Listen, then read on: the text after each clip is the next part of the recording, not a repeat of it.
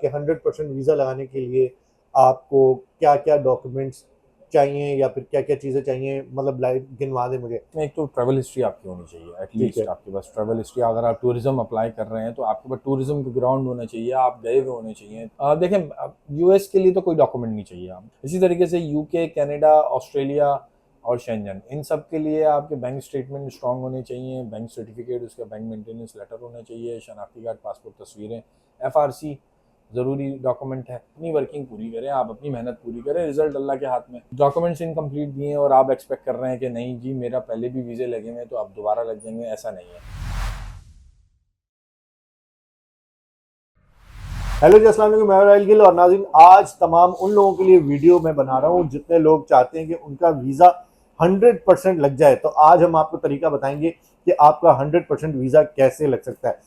ये बताने के लिए हमारे साथ मौजूद हैं एजे एक्सप्रेस के सीईओ बिलाल अनवर जलाल साहब। इनको वेलकम करते हैं। अस्सलाम सर, कैसे हैं आप? वालेकुम अस्सलाम, अल्हम्दुलिल्लाह।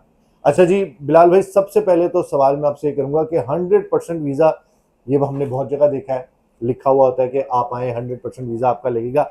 ये बात सबसे पहले बता देंगे कि कितनी सच है, 100% वीज़ा लगता है या नहीं लगता? देखें, डन बेस 100% ये एक ही चीज़ है जिसको कि ये लोग कहते हैं, और इसमें कोई ऐसी सच्चाई नहीं है। ठीक है। वीज़ा देखें एम्बेसी ने देना है, ट्रेवल एजेंट ने नहीं देना। अगर ठीक है। आपको वो 100% गारंटी दे रहा है तो उसका मतलब कोई दाल में काला है। हम्म। होता यह है कि हमारे यहाँ ट्रेवल एजेंट क्या करता है कि वो 10 केसेस डालता है, हम्म। 100% पे 10 केसेस लेके वो डाल दिए उसने। अब 10 में से एक तो लगेगा, हम्म। जो एक लगेगा उसमें से वो 9 की कॉस्ट भी निकलेगी और उसका फ़ायदा भी निकलेगा। तो ठीक ये है। इस तरीके से मैकेनिज्म चलता है इसका, डन बेस का और ये 100% का। तो मेरी नज़र में ऐसा कोई वो नहीं है कि 100%। आपको एम्बेसी 100% नहीं देती तो आपको ट्रेवल एजेंट कैसे 100% दे सकता है। आप एम्बेसी कॉल करें, किसी भी एम्बेसी में आप उनसे पूछें तो वो आपको यही कहेंगे कि एज ठीक पर है। डॉक्यूमेंट हम आप डिसीजन लेंगे, और उसमें रिफ्यूज़ भी होता है और अप्रूव भी होता है। अच्छा, ऐसे कौन से मुल्क हैं जिसमें आप ये समझते हैं कि हाँ भाई, आपका 100% वीज़ा लग सकता है अगर आप ये रिक्वायरमेंट पूरी कर लें? वो कौन कौन से ममालिक हैं? देखिए 100% फिर भी मैं उसकी बात नहीं करूँगा, क्योंकि एम्बेसी की मर्ज़ी होती है। अब आपने बज़ाहिर डॉक्यूमेंट्स पूरे कर लिए और एम्बेसी में जमा करा दिया। अब छोटे जो कंट्रीज़ हैं उसमें तो लग जाता है वीज़ा, जैसे मलेशिया हो गया, थाईलैंड हो गया, सिंगापुर हो गए। सिंगापुर भी थोड़ा बहुत तंग करता है, लेकिन ये कि ये वीज़ाज़ लग जाते हैं। अब हम चले जाएँ अगर बड़े वीज़ाज़ की तरफ, तो उसमें फिर रेशो इतना अच्छा नहीं है। अच्छा, डॉक्यूमेंट्स के बाद आपने डॉक्यूमेंट्स कंप्लीट करेंगे और किसी भी कंट्री के लिए अगर आप जमा करा रहे हैं, ग्राउंड प्रॉपर आपका वर्क बना हुआ है, आपकी प्रोफाइल अच्छी है, तो उसमें चांसेस बढ़ जाते हैं। और अगर आपने डॉक्यूमेंट्स इनकम्प्लीट दिए और आप एक्सपेक्ट कर रहे हैं कि नहीं जी मेरा पहले भी वीज़े लगे हुए हैं तो अब दोबारा लग जाएंगे, ऐसा नहीं है। आपने न्यू एप्लीकेशन हर दफ़ा डालनी होती है। दूसरा इसमें ये होता है कि आपने अब बीइंग ए ट्रेवल एजेंट, हम लोग के पास कुछ केसेस आते हैं, हम लोगों ने देखे, उसको पासपोर्ट देखा, डॉक्यूमेंट देखे, हमने जाके जमा करा दिया। अब वो जमा कराने के बाद रिफ्यूज़ होके आ गया। अक्सर ये होता है कि वो वेरिफिकेशन में भी उनकी प्रॉब्लम आ रही होती है, कोई नाम में हम्म। प्रॉब्लम आ रही होती है, या कोई क्लाइंट आपको बताता ही नहीं है कि उनके साथ कोई प्रॉब्लम है, या कोई ऐसी कोई पूरी इन्फॉर्मेशन नहीं देता। इन्फॉर्मेशन पूरी नहीं देता। तो ये भी होती हैं चीज़ें। तो बेहतर ये है कि आप अपनी डॉक्यूमेंट्स कंप्लीट करें, और अपनी आप अल्लाह ताला भी यही कहता है कि आप अपनी वर्किंग पूरी करें, आप अपनी मेहनत पूरी करें, रिजल्ट अल्लाह के हाथ में। तो ठीक। रिजल्ट आपको अगर कोई 100% कह रहा है तो वो सही नहीं कह रहा, तो इसका मतलब ये है कि आप उससे बचें। सही है। अच्छा, अब बात कर लेते हैं, जैसे तीन बड़े वीज़े हैं जिसमें आ जाता है। एक बड़ा वीज़ा कह लें यूएस हो गया, एक शेंजन हो गया, और तीसरा हो गया यूके कह लें या कनाडा कह लें। तो ये जो चार पांच मुल्क हैं, जो वीज़े हैं, इनको लगाने की सबसे मेन रिक्वायरमेंट क्या है जिसमें आप कहते हैं कि जी चांसेस आपके बढ़ जाते हैं? देखिए मेन रिक्वायरमेंट दो तीन है इसमें, हम्म। एक हम ये नहीं कह सकते कि एक कोई एक है। इसमें दो तीन है। इसमें एक तो ट्रैवल हिस्ट्री आपकी होनी चाहिए, ठीक है। एटलीस्ट आपके पास ट्रैवल हिस्ट्री। अगर आप टूरिज्म अप्लाई कर रहे हैं तो आपके पास टूरिज्म का ग्राउंड होना चाहिए, आप गए हुए होने चाहिए, कुछ कंट्रीज़ में आप गए हुए होने चाहिए, और आपने ट्रैवल किया हुआ हो एज अ टूरिस्ट। आप कुछ लोग ऐसे होते हैं कि वो ज़ियारत वाले वीज़े को भी as a tourist travel history में काउंट कर ठीक रहे है। होते हैं। कुछ ऐसा भी होता है कि वो स्टूडेंट वीज़े पे यूके में रहे हैं, या स्टूडेंट वीज़े पे यूरोप में रहे हैं, तो वो उसको भी काउंट कर रहे होते हैं ट्रैवल हिस्ट्री में। तो ये ऐसा नहीं है, टूरिज़्म के लिए टूरिज़्म की ट्रैवल हिस्ट्री आपको दरकार होती है। ठीक है। तो उसमें आपने पहले तो ट्रैवल हिस्ट्री है, फिर आपने बैंक स्टेटमेंट आपका है, अच्छा अमाउंट उसमें होना चाहिए। एटलीस्ट आपके पास 3 हिस्से होने चाहिए, जिसमें से एक आपने खर्चा करना है, दो आपने रोकने हैं, तो इतना होना चाहिए। यानी 1 लाख रुपए है तो आपके पास 30,000 रुपये आपने खर्चा अगर है, तो आपके पास 70,000 रुपये पीछे जमा बैकअप में होना बैकअप चाहिए। होने चाहिए। तो ये इसकी कैलकुलेशन है किसी भी कंट्री के लिए, तो वो होनी चाहिए। बाकी पर्पस प्रॉपर होना चाहिए। आप कहीं गए हुए नहीं है, अब किसी करीबी ममालिक में नहीं गए हुए, travel history direct America direct जाना है। अमेरिका जाना है, तो ऐसा नहीं हो सकता। हम्म, इसमें यह बहुत कम चांसेस होते हैं। देखें एम्बेसी है, एम्बेसी ऐसे भी वीज़ाज दे देती है जो हमारी पहली दफा अप्लाई पहली कर। दफ़ा में भी अप्लाई कर दें और पैसे भी नहीं थे।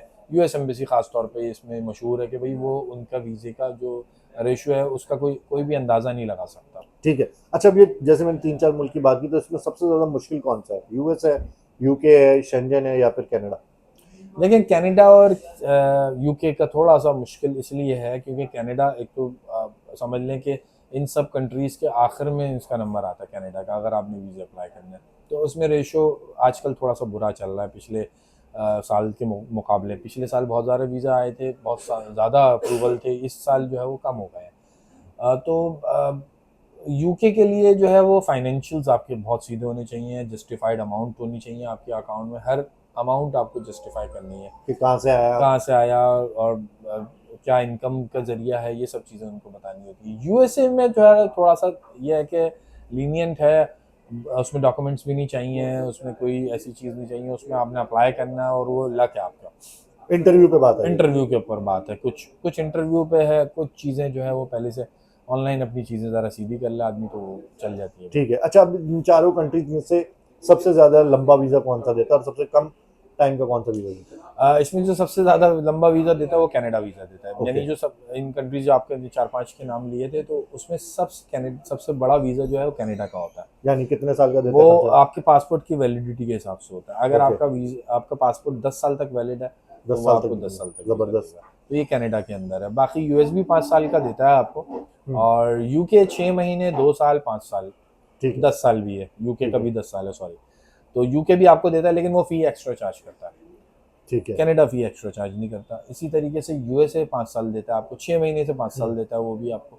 और शेंजन तो बहुत लिमिटेड टाइम का देता है। यूरोप का जितने भी ममालिक हैं ये बहुत आपको लिमिटेड टाइम का देते हैं। जैसे मिनिमम 30 दिन, 15 दिन? मिनिमम तो आप से कह लें कि मैंने 3 दिन का भी वीज़ा देखा अच्छा, 3 दिन का भी? जी, और उसमें वैलिडिटी 1 महीने की होती है, स्टे 3 दिन का होता है। इसी तरीके से महीने का भी देखा है हमने। मैक्सिमम जाके जो हमने देखा है वो 3-4 साल का, वो भी उन लोगों के लिए जो कंटिन्यूस जिनका ट्रैवल होता है और वो बिजनेस पर्पस के लिए वहाँ जाते हैं, या कोई ऐसी उनकी क्लाइंट होता है या इस तरीके से कोई चीज़ होती है तो उसमें ठीक है। फिर उनके चांसेस बढ़ जाते अच्छा, लास्ट में बस आखिरी सवाल के 100% वीज़ा लगाने के लिए आपको क्या क्या डॉक्यूमेंट्स चाहिए, या फिर क्या क्या चीज़ें चाहिए? मतलब लाइक गिनवा दें मुझे। डॉक्यूमेंट्स, पैसे, क्या क्या चीज़ें, ये चीज़ें। देखें यूएस के लिए तो कोई डॉक्यूमेंट नहीं चाहिए, आप ठीक बल्कि है। ये क्लियर कर लें कि यूएस के लिए किसी भी किस्म का कोई डॉक्यूमेंट वो नहीं मांगते सिवाय आपकी एक तस्वीर के, और आपकी बाकी डिटेल्स उनको दरकार होती हैं, डिटेल्स आपने एक्यूरेट देनी है।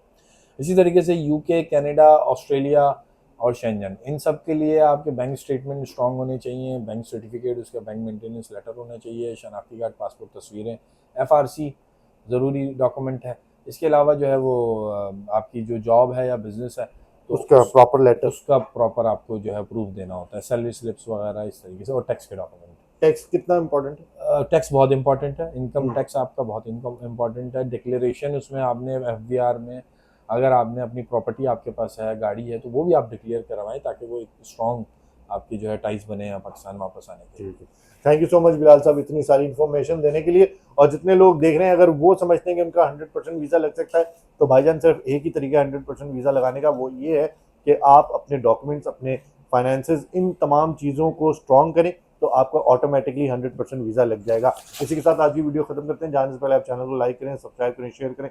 मैं और खुदा हाफिज़।